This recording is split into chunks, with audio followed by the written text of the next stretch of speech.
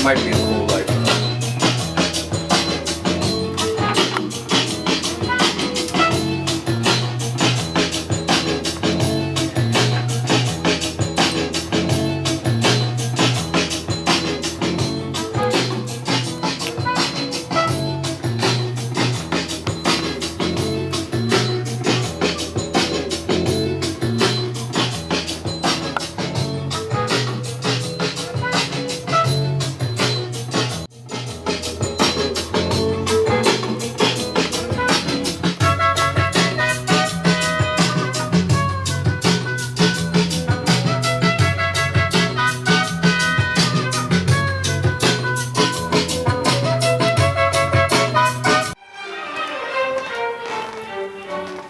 What's up? Peace. What's going on? Chilling, man. This is Mishap. We're in my lab attic here, where all the vinyl is stored, all the collectibles throughout the years. And what I want to start off with just showing you some of my favorite records. They're not so much rare, but they're just my favorite records. So we're gonna start with this one right here. C is for Cookie.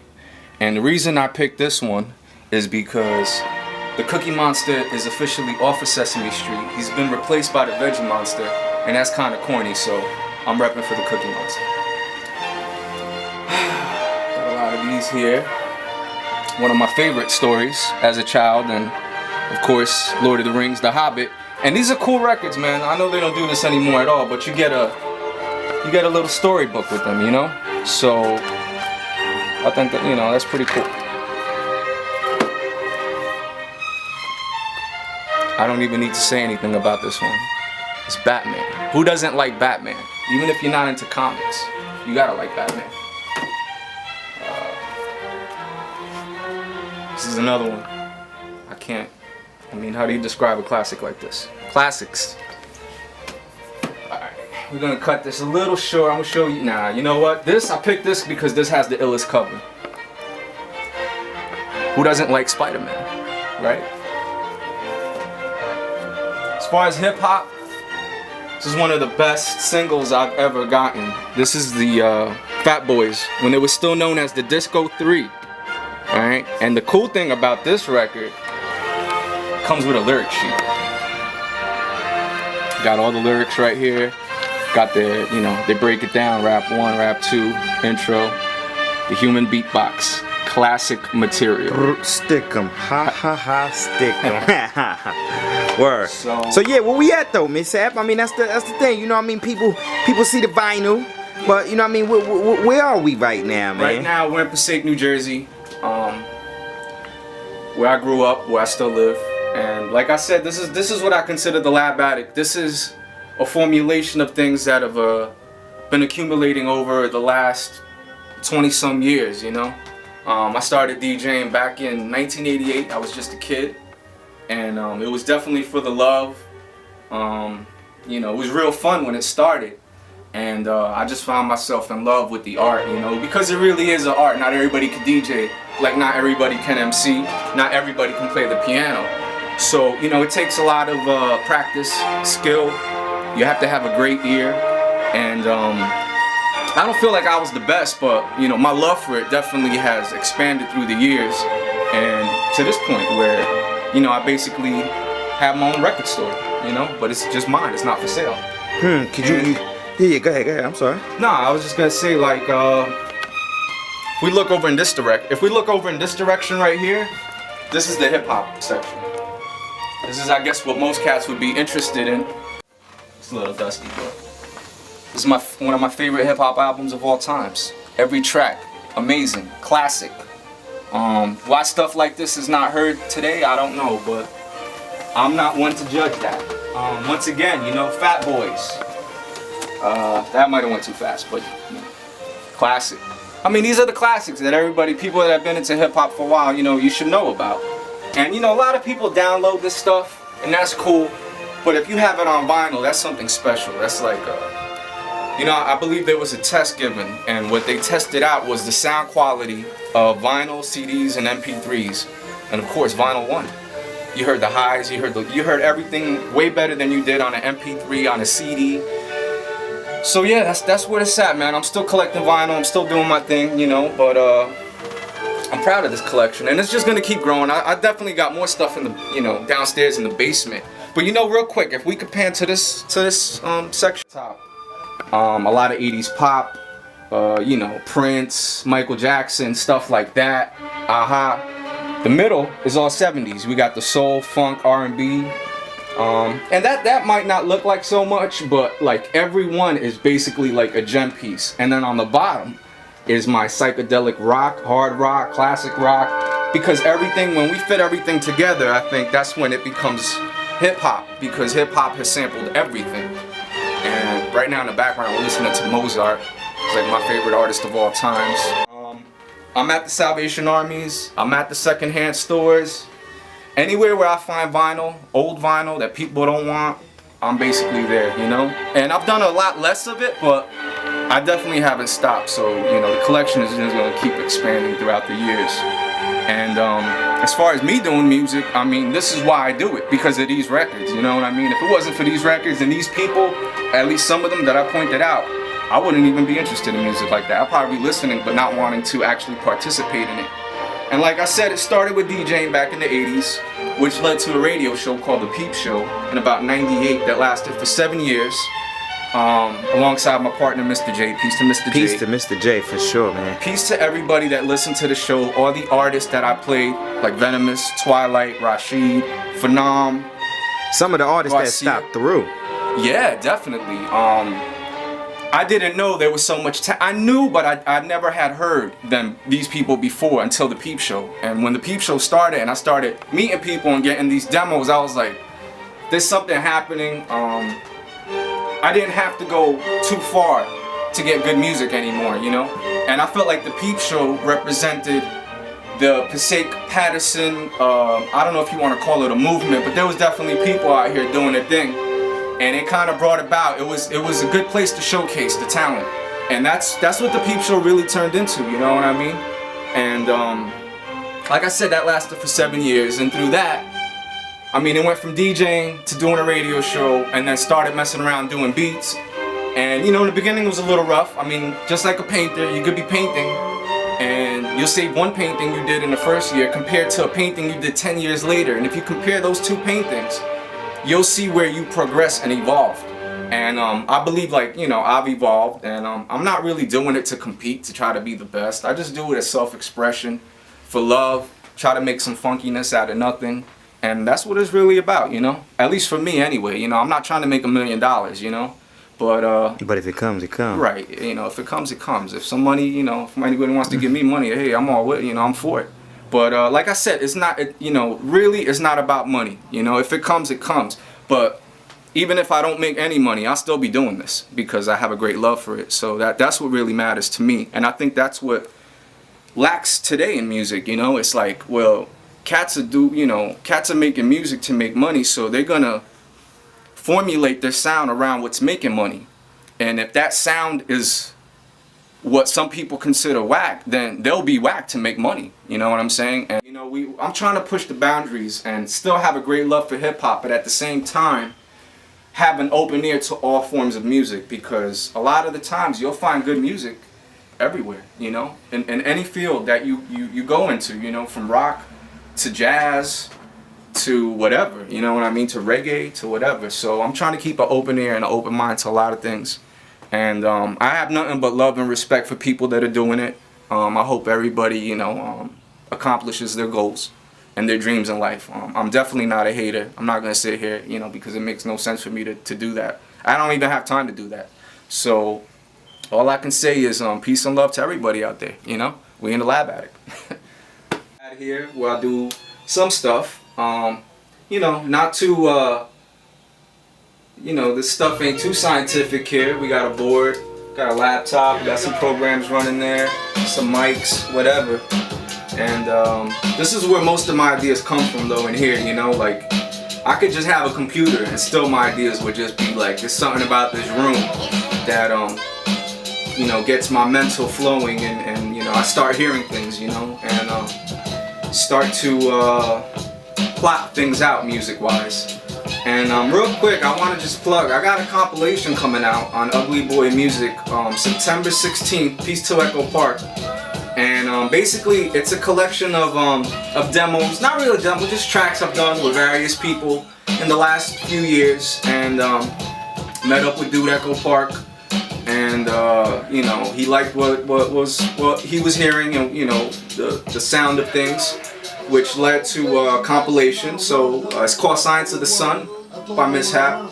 A lot of people featured on it, including this man right here, Venomous. Okay. Lifelong, Mace Callahan, Fiona Silver, Course Stadak, Piece to Court, and a lot of other people. And I mean, I've been on stuff before. I got on Adult Swim, which was cool. I had 3 joints on there. They're still rocking the same 3 joints forever. But did 3 tracks with Tame, which was real cool. You know, Tame is to me a New Jersey legend. Peace to Artifacts.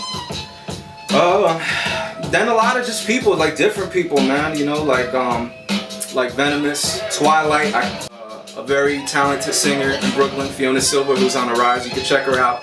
Another Brooklyn singer by the name of Phoenicia Fabre, who's really doing her thing, man. You can check her out too. Like I said, the compilation is coming out. I'm just finishing up an EP with a very cool person, very good friend from New York, Shamalax. It's an 8-track EP I'm doing with him, so that should be out soon. I don't know if it's gonna be on iTunes. I don't know where it's gonna be, but it's almost done. Peace to Shamalax. Who else? You know, there's so many people out there. You know, I get in where I fit in.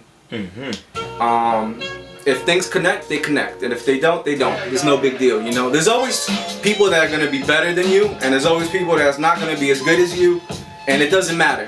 I was taught that a good track is a good track, regardless of recording or whatnot. If it's a good song, it's a good song. You know, you can always go back into the studio and rebrush and tweak things, and you know. But a whack track is always gonna be a whack track, regardless, right? So you know, I mean, you know, there's still some rough sounding things, but we're evolving, you know, and we're getting there. I wanna, as far as my future, I wanna get more into A&Ring. I have a very great interest in that, because I just like the fact of people just finding new people and helping those people out, you know, like the business is full of snakes, you know. From what I've experienced, there's a lot of snakes, a lot of fakes, a lot of negativity, and I'm trying to steer away from all that, you know. And like I said, it's not really about money, it's about talent, and if you got it, eventually you will make some kind of money to make a living. But my interest definitely is going into A&Ring, finding new people, and producing. As far as producing, I like how the old school producers used to do it, like back in the 60s and 70s, where they weren't really making the music. Like nowadays, a hip-hop producer is the man or woman that makes the beat, and they have nothing to do with studio. You know, like they could be in the studio, but you'll have your engineers, your mixing engineers, your recording engineers touching your track. I kind of like to have my hands on everything. I'm also an engineer, so I like to be in the studio recording the joint, have my hands on mixing it, tweaking things, you know, stuff like that.